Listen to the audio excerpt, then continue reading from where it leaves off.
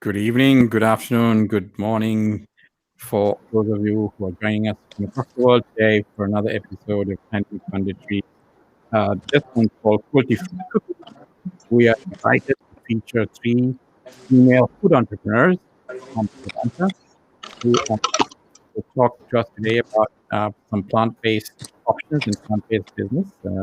We are doing this for back this January, and there's a lot of people around the world that have taken the pledge for veganuary. Also, we at Pandemic Mandatory ourselves are promoting something called Mindful Mondays, which is encouraging people in our part of the world, in Southeast Asia, to take one day of the week and focus on mindful consumption, which includes, what you put in your body.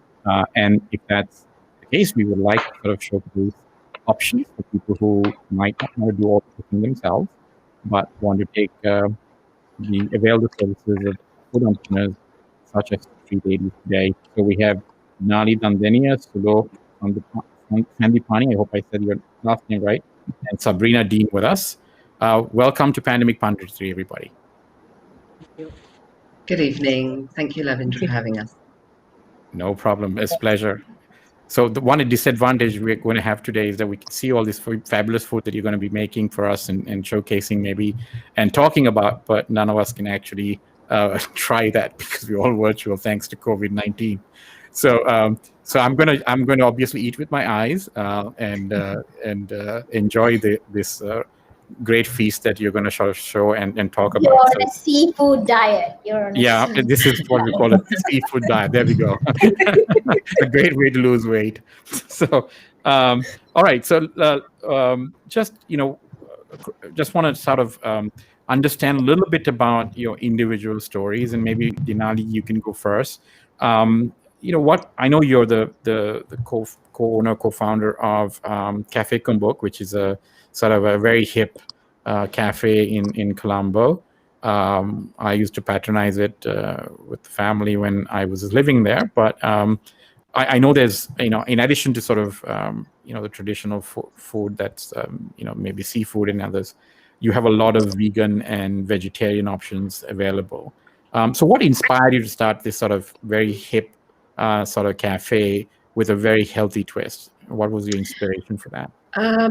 Well, I mean, first and foremost, Lavendra, we moved to Sri Lanka about 7 years ago, my husband and I and my youngest daughter, and left my elder daughter in the UK, who was just finishing off her university degree. And part of her dissertation was to brand a coffee shop. That was the ultimate. She was doing creative advertising, and she actually had to create a booklet and brand a coffee shop. So she did that, and then having graduated, she also decided that she'd been away from us from long enough, and she said she wanted to bring her cafe to life. So essentially, it's her dissertation that we have taken and brought to life, which is an amazing feat to do. But when we moved here 7 years ago, it was clear that there was a big gap in the market for food. We weren't really looking to start anything. It was our own needs, really, to see what was around us and how we can eat healthy and what options there were. And then with Shana graduating and her dissertation and everything, it just came naturally, hey, we should do this. And Shana, said to me, would I do this with her? And that's really how Cafe Kumbuk has come about. Wonderful. Sulo, you want to just talk a little bit about your story and how you've and tell us a little bit about your business as well and what inspired you to start it as well. Right. So my story is where my husband is vegan, and when I met him almost 9 years back, I had no idea what veganism was. I knew what vegetarian was, but then I had no clue about what vegan is. And he was the one who introduced me into this concept, and how it came about was we were at a cafe, and then I was nicely going and eating my slice of cake, and he was like, I haven't had cake in about 4 or 5 years, because by the time I met him, he was vegan at that time for about 4 years, and he has been vegetarian of almost all his life. So that made me want to bake something for him. And then for his birthday, I surprised him with a little chocolate cake. And then that was how people started enjoying the cake. So then people were like, why don't you start doing this and selling this? And in 2016, after we got married, we decided to start this as a home-based baking business with alongside my normal 9 to 5 job. And we started this off. It went quite well, and then this year, um, in June, we were actually planning to start it in last year, but then because of the bombings, the Easter attack, and all, we thought, okay, that's not the right time. And then we were planning to start in March. So we have a small place, and we were like trying to set everything up, and then the virus, everything broke out, and we were unable to stick to our plans. But then in June, once the lockdown was lifted and everything was relaxed, we thought, okay, we will just start and go ahead with this. And yeah, so since June we started this, and we have taken our little home-based business a little bit uh, to the next level. Can't call it like a lovely little cafe because we are still building on it. But yeah, that's our story. So in your current iteration of your business, so you're 100% plant-based or vegan food company, mostly catering or delivery, or people order online? So yeah, at the moment, we encourage people to pre-order, but we are available on Uber, and we have our menu going on as well. And we do catering for maximum of about 40 packs. We don't go beyond that. Okay. And yeah, so we are a bit of everything. So depends on what the customer needs. We try to specialize, and also we are 100% vegan. We only sell vegan food. Wonderful. We make our own mock meat. We make our own cheese using coconut, and we make most of our items, the sauces, everything is homemade. But then, yes, there are a few easily available products in the market as well, which we use. But we try to make everything at home. Yeah. Wonderful. Sabira, can you hear me? Yes, I can. Thank you. Wonderful to have you on the show. I see the very, very interesting food in front of me. But before we actually showcase that with you next, but maybe you could tell us a little bit about your story and how you started this business, and tell us a little bit about the name of the business. We'll put some links up for everybody so they can go to them. But just tell us a little bit about what motivated you to do this plant-based venture, and is there a personal story there? Love to hear the genesis of this idea. I started off as a granola business on a wager with my husband. That's why we named our Crunch Granola. And but he encouraged me to go on and to start selling it. And my friends and my family came together, and they were encouraging me. Then last December we had a sale. Actually, that was hosted by Expo Sri Lanka, and they had a Christmas bazaar sort of thing, holiday bazaar it was. And so I had my first sale there, and we were planning to have 6 more sales. Actually, we had enrolled, but then again COVID came. Right. And well, from granola we went on to granola bars and then nut milks. And since I had all this stock at home, I started experimenting with the milks and getting on to vegan cheeses. And then I was introduced to the vegan market in Sri Lanka. Okay. So, a lot of people came and told me that, they had to import cheeses and the meats and whatever. So we started that, we developed from there. And, well, we are 1 year old. And now we have about 150 products on our bed. Well, Wow. That's very impressive. we have a website called powercrunch.lk, Right. and everything is available on that. And milks and stuff like that, we do to order so that we don't add any preservatives, and we're proud that we have a short shelf life so that the customer knows that our products are Natural. natural, and it's also freshly made. And everything you also sell is 100% plant-based vegan? Well, I Or do there's some vegetarian? cater to keto customers as well. Oh, okay. So, I mean, I have a brand of crackers called Flaxseeds, which are vegan keto. So I have, I mean, I do for keto as well, but my cheeses and my milk-based stuff is all vegan. Okay, wonderful. Good to know. And I have like mixers because for me, the whole point is, you should have versatility in your cooking, because Sri Lanka, we don't really have much,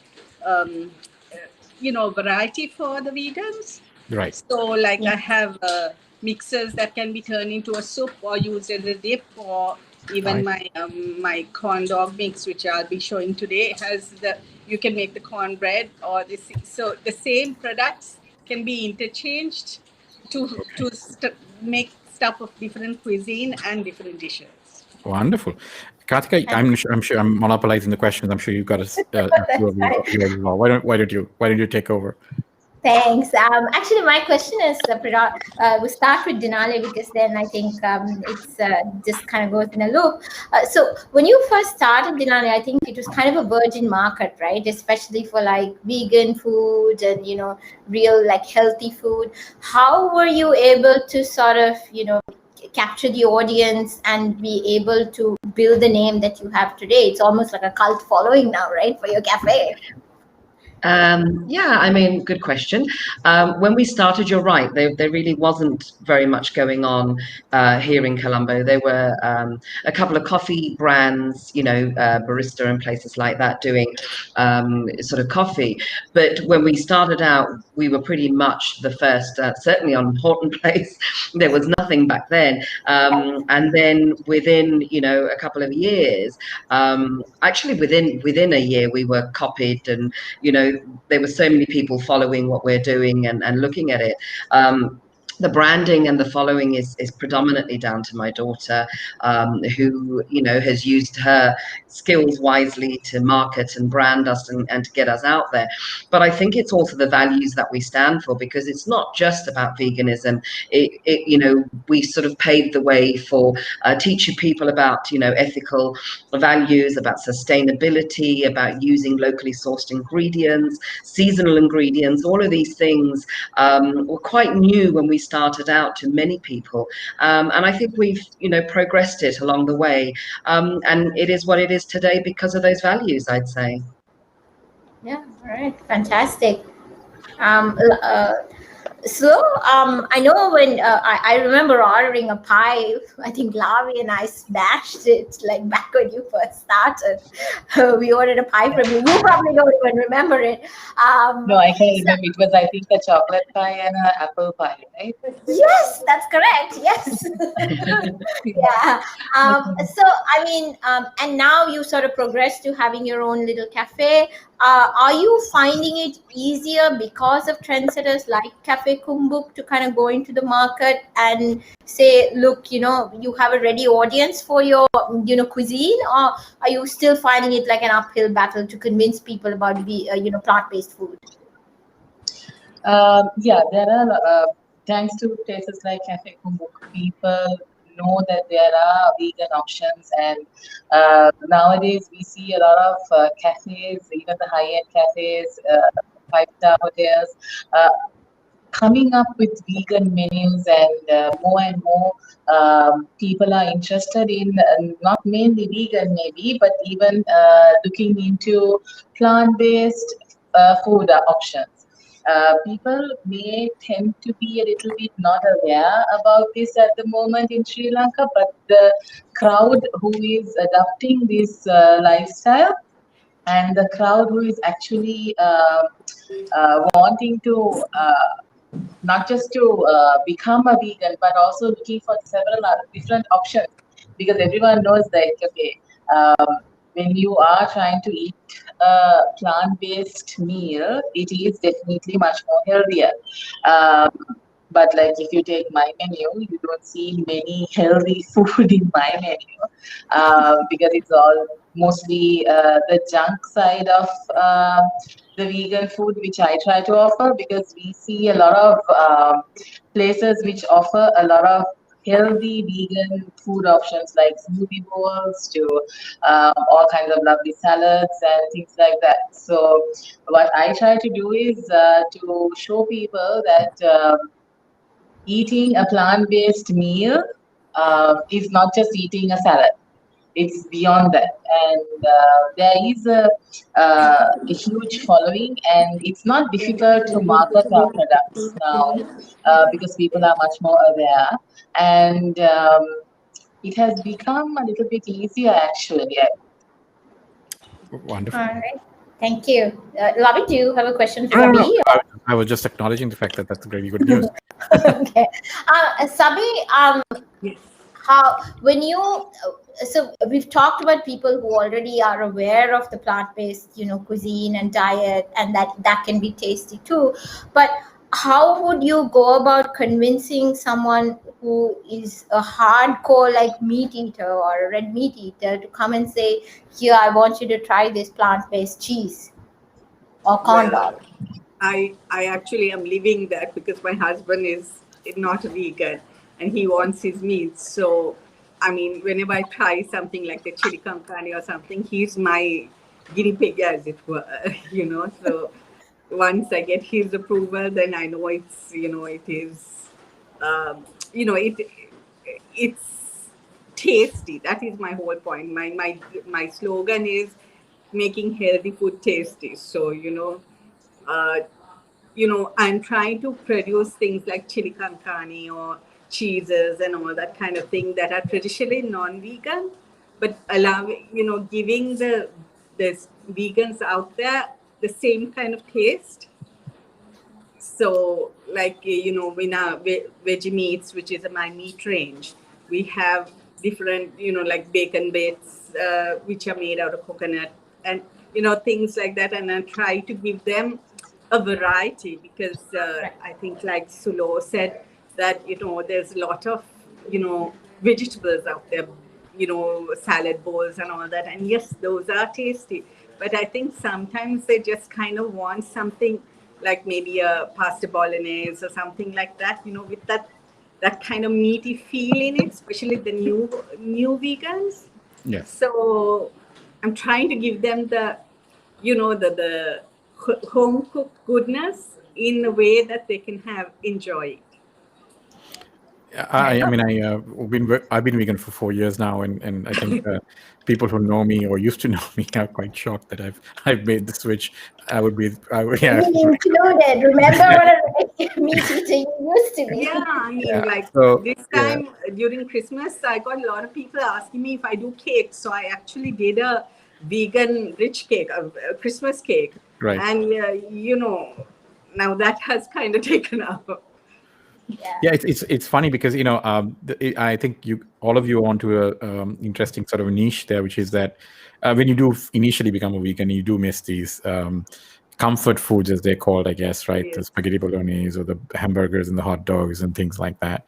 And yes, cafe cookbooks, great salads and everything else is really good because you also crave a really good salad, which I found in Sri Lanka was one of those hard things to find, is a good place that made healthy salads and light affair, I guess, than the usual heavy stuff.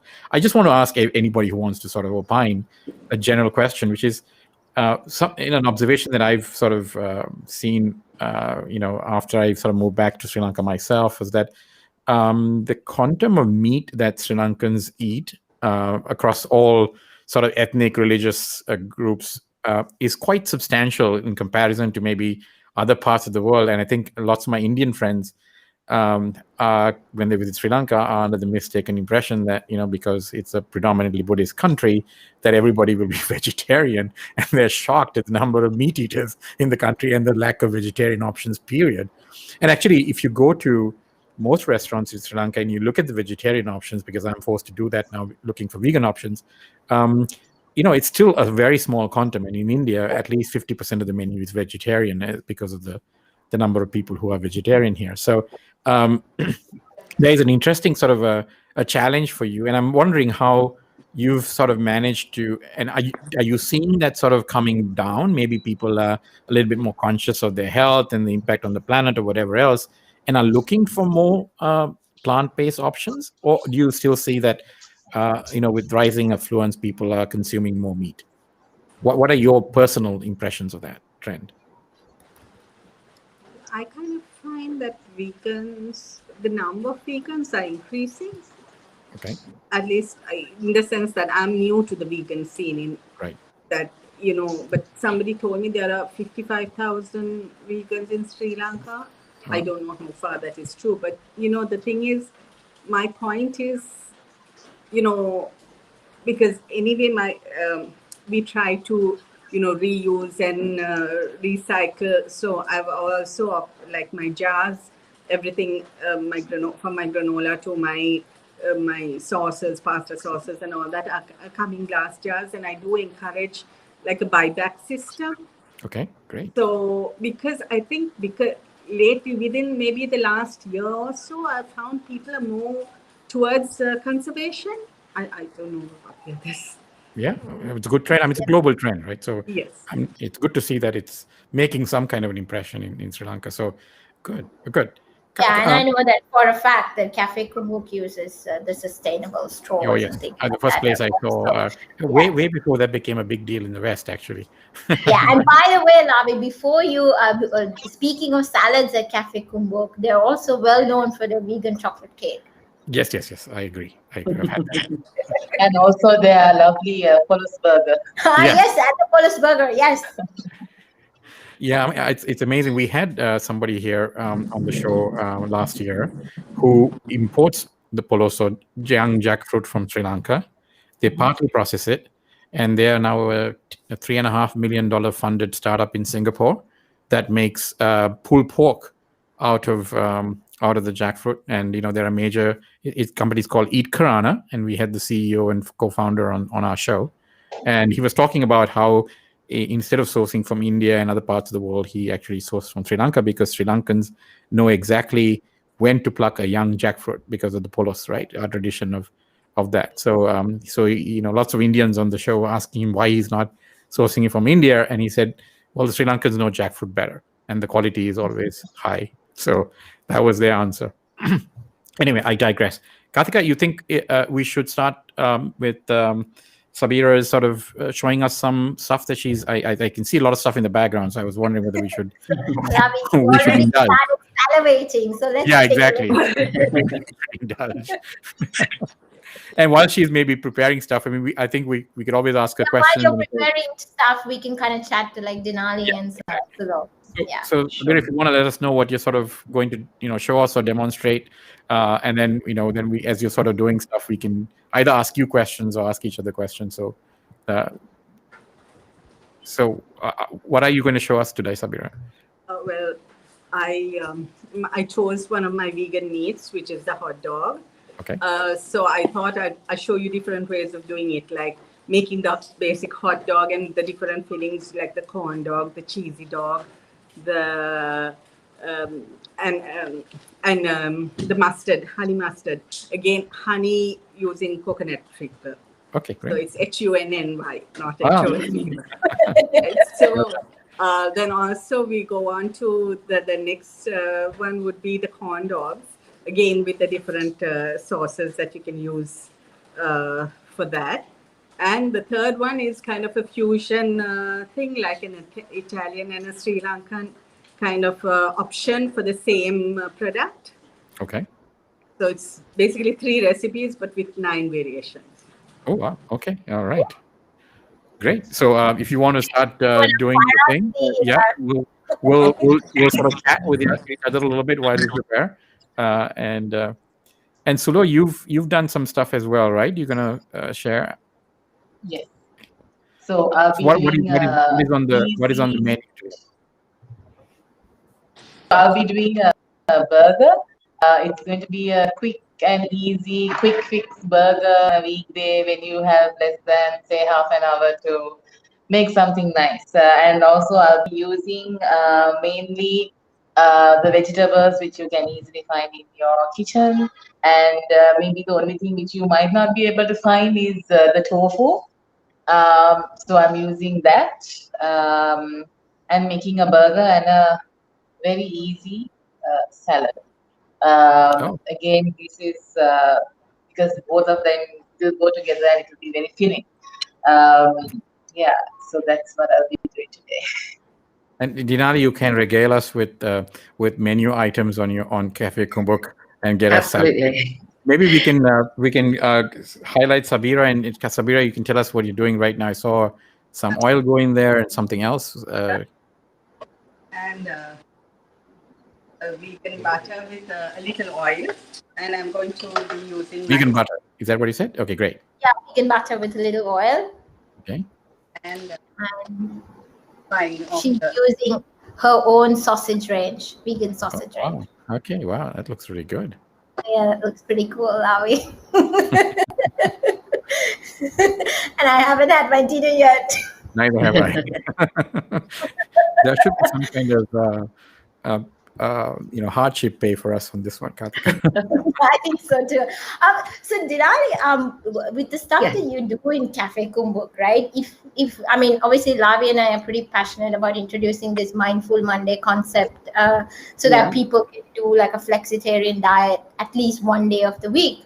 I mean, how open are you guys with your menus in terms of having like a vegan only menu at least once a week or something to cater to such a demand, so that people who are meat eaters can also still benefit from the health benefits of being plant-based at least one day of the week?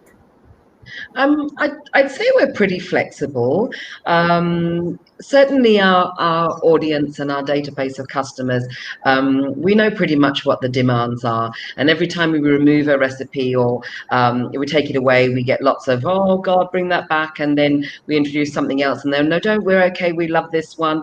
So we've now got an audience that's flexible enough, I feel, to try our changes. We are encouraging a lot more vegan food. We're not a totally vegan establishment. We never have been. We actually never used to serve red meats at all when we first started out. But then later on, once we moved, we had customers asking for certain, products and meat types as well. But we do have a huge vegan following. And to go back to Lavi's question earlier, it really has grown, significantly, I feel, in Colombo alone. And, I can see even across the country as you travel and go places, the vegan options are definitely there on the menus as well now. Oh, wow. Okay, so back to Sabira a little bit. So you're putting different relishes on top, or?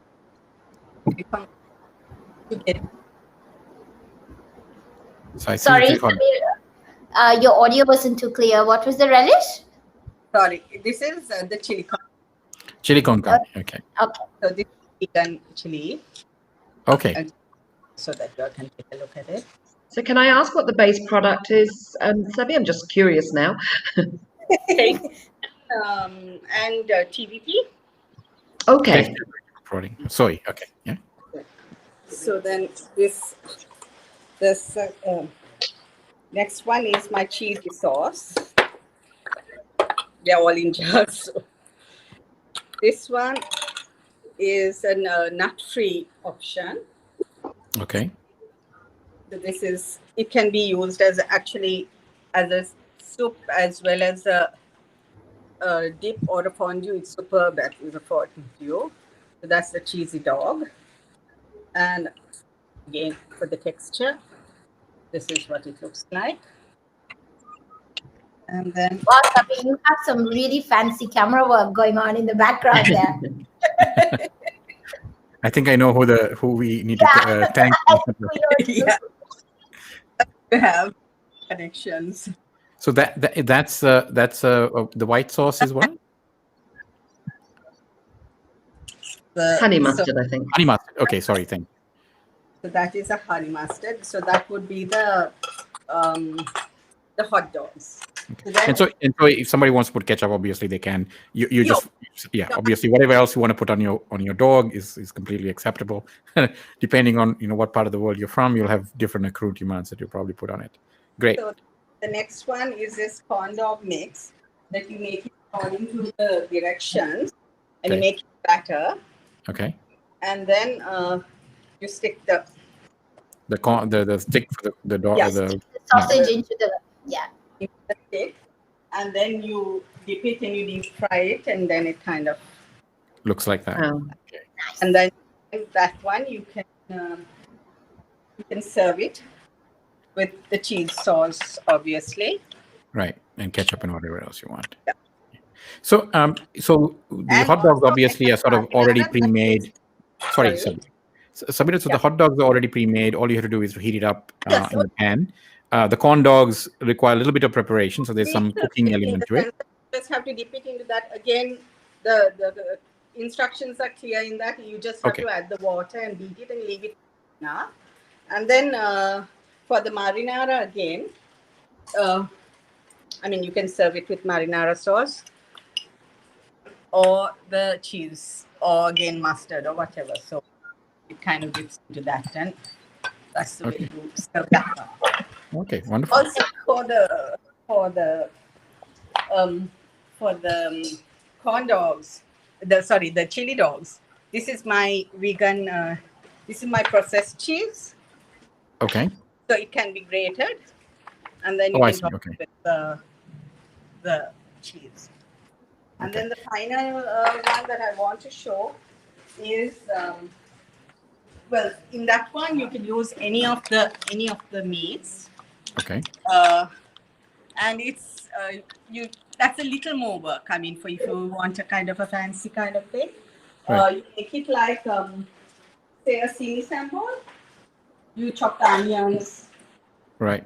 and then these would be the ingredients like a normal sini sambal, Right.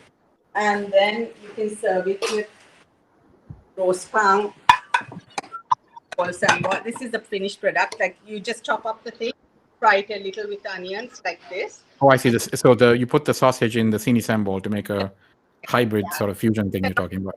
Instead of Okay. more, you can put the sausages and then serve it with that, and then sambal. Lovely. Okay, now you're really making me hungry.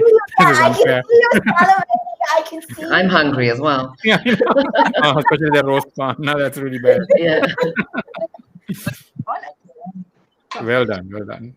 Wow, that's really good, Sabira. And then Amazing. the final one would be again, you like a sini sambal, but you use the spice, Okay. the thing, and then you put either your marinara or your the chili con carne. Right. Today I'm putting both because since both are open. Right. Just to make it a little saucy, and then you can serve it with pasta. Okay. All right. That I can see that happening. So these are sort of a mock meat granules, is it? In there. Yes, that is Okay. textured vegetable protein. Okay. You- TV, yeah. Pasta, and then this on top. And then I would top that with my The cheese, grated cheese. Lovely. The chef in you is coming out. Mm, yeah. the foodie in me, yes. This is how you would serve it. That looks, yeah. So like the Parmesan. Oh, wonderful. Okay. Yeah. This is my vegetable. Well, it sure looks good. I can't tell because I haven't eaten it yet, but it does look really good. Thank you, Sabira. That's really nice. Sulo, you have some stuff to show us as well? Yes, I do. Okay. I do. So I'll be focusing on a little burger. Okay, yeah. So what I did was I have already done a little bit of cooking because I would be having too much of time otherwise. Right. So I think you can see. I can see the burger bun. Yes, for sure. And yeah. I have done the. I have done the tofu. I don't know if you all can see. I can see the bun. I think everybody can see the bun right now, and I think there is something on the side there. Okay, all right. Yes. Okay. That's the tofu that goes in the bun. Is that what you have? That's the tofu. Okay. So I have the tofu here. So what I did was basically I cut the tofu and I marinated it in a little bit of soy sauce. Okay. And the key to my cooking is mainly using a lot of spices. So I use a lot of homemade spices. My main spices which I use are the normal curry powder, the chili powder and everything, which is all homemade. So for my tofu, what I did was I first marinated it with soy sauce, and there is a oyster mushroom oyster sauce. Yes. So it's not oyster sauce; it's a mushroom sauce. It's available easily in the supermarkets. I don't know whether I can show the brand, but yeah, it's something like this. Yep. So I use that. And I just fried the tofu, so you can get a tofu bits like this, right? Okay. And the same thing, I did some mushrooms. So what I did for the mushrooms was I just fried it with some tofu again, with some soya sauce, and I added something called liquid smoke. So what happens is that it gives a smoky flavor, especially when you want that meaty flavor. We were talking about it earlier, where people would want to opt for those meaty flavors. So it is not easily available in Sri Lanka, but there are certain places which brings down this liquid smoke. So you can get it from there. So my main thing is those two, plus I have some brinjals, which I sliced it very thinly. And then I just again grilled it, again using a little bit of liquid smoke. Again, it gives a smoky flavor, and also it gives that bacony crisp into it. And also you need to add a little bit of salt, so you get that salty, crispy, and smoky flavor coming in. But again, this is just vegetables, right? So apart from that, I am just layering it. And the so now I'm just layering it. So I have a salad with some tofu slices going in. The mushrooms will give that. And the mushroom is oyster mushrooms, it looks like? Oyster mushrooms for that meaty flavor. Okay. And also I'm topping it off with these brinjals.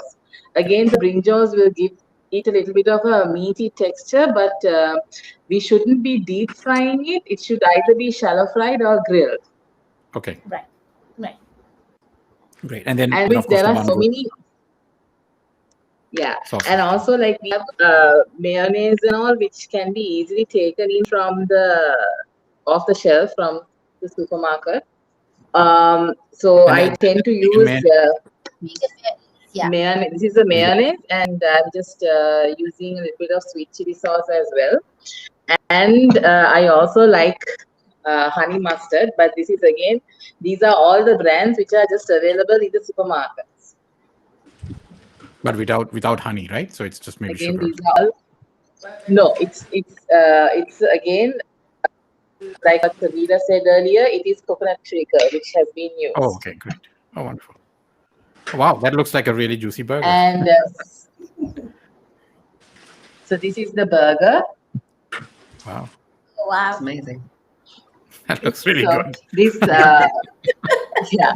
And there are a lot of people who do not like tomatoes, but there are a few tomatoes which are available in some of the supermarkets, the beef tomato, which tends to be a little bit nice and meaty on burgers, which is a little The big. beef So steak, yeah. it would be nice if you can add a slice of that as well in your burgers. And for the salad, again, it is a simple salad with carrots, cabbage, and I used a little bit of fresh oregano and some nuts. Now here again, for the dressing, I'll be using a little bit of the mustard.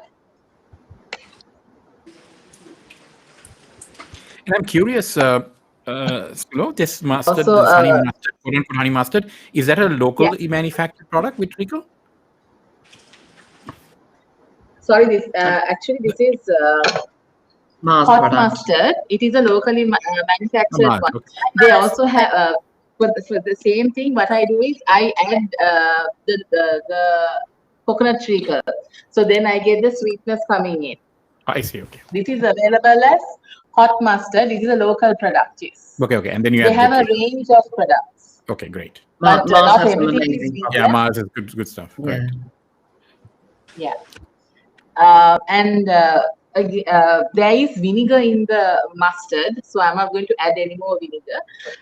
But I'm going to be adding a little bit of pepper, a little bit of salt, and I'll also be adding some roughly grounded coriander and cumin. Okay. It's just to give that little flavor coming in, and then just mixed everything together. And yeah, so you have a nice crunchy salad to go along with the burger. Wonderful. So, quick question: the mayonnaise, I assume that both people use. Is again vegan. Great. I'll just share the name. So Edinburgh has vegan mayonnaise. Great. Yeah, it's freely available. So Edinburgh's mayonnaise as well as the Thousand Island. I have not used the Thousand Island, but the Thousand Island is also vegan. So they primarily use soya bean oil as their base, and there is no eggs in the mayo. So and milk. That is the go-to vegan mayo, which is freely available in the market. Oh, that's good to know. That's good to know. It's actually hard to find a vegan mayonnaise in India unless you make it yourself. Most of the and this vegan mayo is quite nice and it's cheap as well. It's cheap as well. Okay. Is that what you said? It's yeah, and it's easier. Like what I showed now is like one of those quick ones. So only thing is you might need to get the mushrooms and the tofu from the shop, and then you are good to go. So Dinali, so your jackfruit burger, right? I wanted to ask a question about that. Okay, go for it. No, go for it. Okay, so that you use the young jackfruit, right? And do you make it in a particular way? I mean, because a lot of the jackfruit burgers in the West, they take the cans, which are usually from Sri Lanka. And we do it from fresh. You do it from fresh. So it is from fresh. Is it super trade secret that you can't share with us how you do it? No, not at all. I mean, I remember a couple of years ago, HelloFresh, the owner of HelloFresh came and actually videoed us making it as well. Because it's become extremely hip and trendy. But trend aside, it is a genuine fruit stroke vegetable that can serve so many purposes, and it really can feed the world if we use it, wisely and grow it accordingly as well. But we make it from fresh. I mean, we cut the pieces through. It's essentially sort of cooked off with spices. But I mean, we do it quite easily. And there are so many ways that you can make it. I mean, I've made it at home in my hot pot, like an overnight kind of process as well. It really depends what you want, but we try and keep it very simple so that you can enjoy the flavor of it and the flavors that we're putting into it as well. but extremely versatile, the jackfruit, and Sri Lanka is really blessed with a plethora of fruit and vegetables that many people look at and think, this is how we have to use it. But I think it's something that I'm quite passionate about, to try and encourage, the young people, new cooks, to look at vegetables and fruits in different ways, and to challenge the thinking of what they were grown up with and how we can use it wisely now as well for the future. Yeah, I think the new trend, I think, is to put as much color on your plate as you can. And usually color comes from fruits and vegetables, right? So, well, you eat with your eyes, don't you? Yeah. So, and I think in Sri Lanka, I mean, all the malungs, right? All the herbaceous sort of salads that people have. That's something I miss because it's hard to get here in Delhi. But the watercress salads and everything else. I mean, so I think a lot of the food that we eat as a part of our cuisine, whether it's whatever ethnic cuisine that we have, yes, I mean, if you take the shortcut that people seem to put dairy milk instead of coconut milk because it's sort of easily available, if you take that aspect of it out and you really make the kiri bhat with real coconut milk, that's vegan. Hoppers are vegan, string hoppers are vegan. I mean, pittus are vegan. I mean, so if you look at it, rice is obviously, right? And then all the crudimas that go with it, all the curries are basically vegan. So, I mean, if somebody wants to sort of eat mindfully on a Monday and restrict themselves, it's not that much of a restriction. Like I would do anything to have polos curry, pol sambal, and a paripu. I would be happy as a clam, right? I could have that and string hoppers for dinner, and I'm good. I don't have to worry about anything. I can absolutely. And you've got it all to hand, Lavi, here in this country. It is extremely easy. Everything is versatile. It really is just educating people on how to use it, and how to use it wisely. I mean, we do deep fry an awful lot, and we do have a lot of carbs on our plates as well. So, it's trying to strip things back and make people appreciate and understand what we have available to us, and how we can use it wisely. And it's amazing. I mean, I do tend to do a lot of the vegan bakes, specialities types of cakes and desserts and stuff.